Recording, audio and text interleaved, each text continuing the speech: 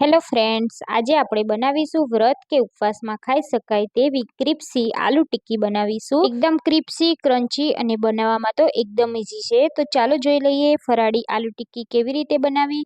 તો એના માટે અહીંયા આપણે બાફેલા બટેકા લેવાના છે। તો મેં અહીંયા 2 નંગ જેટલા બાફેલા બટેકા લીધા છે। તો બટેકાને આપણે આ રીતે મેશ કરી દેવાના છે।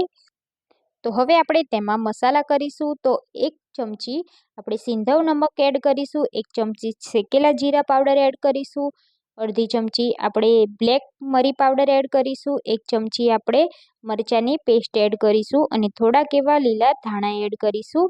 હવે આપણે એમાં 2 ચમચી જેટલો રાજગરાનો લોટ એડ કરીશું અને બધું જ આપણે સરસ રીતે મિક્સ કરી લઈશું।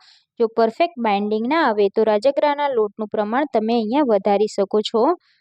તો આ રીતે આપણે મિશ્રણ રેડી કરી દીધું છે। હવે આપણે તેમાંથી ટિક્કી બનાવવાની છે।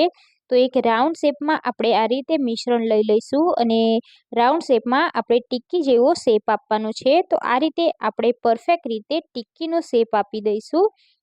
તો તમે જોઈ શકો છો આપણે આ ટિક્કી થોડી પતલી રાખવાની છે જેથી તેને ફ્રાય કરવામાં ઈઝી પડે।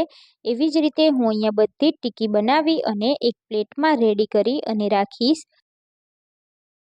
હવે આપણે ફરાળી આલુ ટિક્કીને તળવાની છે। તો એના માટે મેં અહીંયા એક પેનમાં થોડું તેલ લીધું છે। તો આ ટિક્કીને આપણે ડીપ ફ્રાય નથી કરવાની, સેલો ફ્રાય કરવાની છે। તો આ રીતે આપણે બધી જ ટિક્કી ગોઠવી દેવાની છે। જો તમારે ડીપ ફ્રાય કરવી હોય તો તમે એ પણ કરી શકો છો। તો હવે આપણે પેનમાં જેટલી સમાય એટલી ટિક્કી એડ કરી દઈશું અને એકદમ સ્લો ગેસ ઉપર આપણે 5 મિનિટ જેવું આ ટિક્કીને થવા દેવાનું છે। નીચેની સાઈડ ગોલ્ડન બ્રાઉન થાય અને એકદમ ક્રિસ્પી થાય પછી આપણે તેની સાઈડ ચેન્જ કરવાની છે। તો લગભગ 5 થી 6 મિનિટ જેવું આપણે આ ટિક્કીને તળતા ટાઈમ લાગશે। તો અહીંયા આપણે નીચેથી ટિક્કી થોડી ફ્રાય થઈ ગઈ છે। હવે આપણે તેની સાઈડ ચેન્જ કરી લઈશું। તો આ રીતે આપણે ટિક્કીની સાઈડ ચેન્જ કરી અને ફરીથી આપણે 2 થી 3 મિનિટ જેવું નીચેની સાઈડ પણ આ રીતે ગોલ્ડન બ્રાઉન થાય ત્યાં સુધી તેને આપણે તળી લેવાની છે।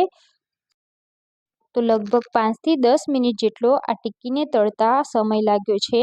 અહીંયા આપણી આલુ ટિક્કી રેડી થઈ ગઈ છે। તમે જોઈ શકો છો એકદમ ક્રિસ્પી અને ક્રન્ચી બની છે। હવે આપણે તેને એક એક કરી અને બહાર કાઢી લઈશું અને સર્વિંગ પ્લેટમાં આપણે કાઢી લઈશું। આ ફરાળી આલુ ટિક્કીને તમે દહીં જોડે કે પછી ફરાળી ગ્રીન ચટણી સાથે સર્વ કરી શકો છો।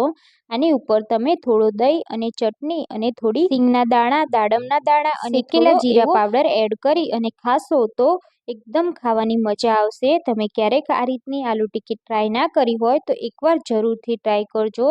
ફરાળીમાં બેસ્ટ રેસીપી છે આ।